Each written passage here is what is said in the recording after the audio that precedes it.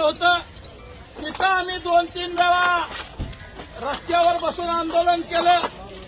तिथून एसपी साहेबांचा आदेश त्यांना निरोप आल्यानंतर आम्हाला ते घेऊन निघाले.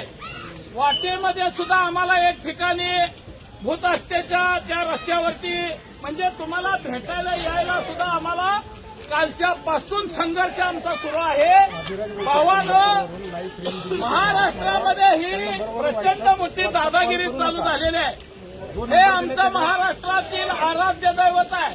मी प्रशासनाला विनंती करतोय, आमचा छत्रपती शिवाजी महाराजांच्या पुतळ्याला महाराजांना अजिबात विरोध नाही. महाराजांचे आम्ही मावळे आहोत. जेवढे महाराजांसोबत बहुजनांचे मावळे होते तेवढे आता पुळका घेणारे कोणीही नव्हते. हा इतिहास आहे. त्यामुळे आम्हाला महाराजांच्या विषयी किती प्रेम आहे, किती अस्मिता आहे हे संपूर्ण महाराष्ट्राला, देशाला माहीत आहे. परवा आम्ही रायगडावरती गेलेलो होतो.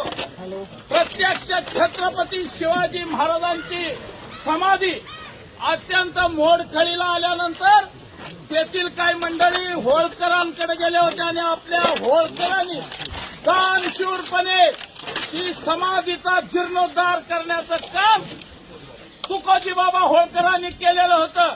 म्हणजे आम्ही छत्रपतींचे खरे मावळे, विचाराचे वारसदार आहोत. आणि या ठिकाणी हा आमचा अस्मिता असलेल्या या मंदिराच्या परिसरामध्ये प्रचंड मोठी भाविकांची, महाराष्ट्रातून येणाऱ्या भाविकांची गर्दी असते. आणि या गर्दीमध्ये हा जो पराक्रम काही लोकांनी महाराष्ट्रामध्ये उच्छाद मांडलेला आहे, ठिकठिकाणी त्या ठिकाणी कब्जा करायचं काम हे काही मंडळी या महाराष्ट्रामध्ये करत आहेत. मी आपल्या माध्यमातून या राज्याचे मुख्यमंत्री देवेंद्रजी फडणवीस साहेबांना विनंती करणार आहे. आता आम्ही बहुजनांनी जगायचं आहे का नाही. चिखलांब्यामध्ये वंजारी समाजाला टार्गेट केलं गेलं.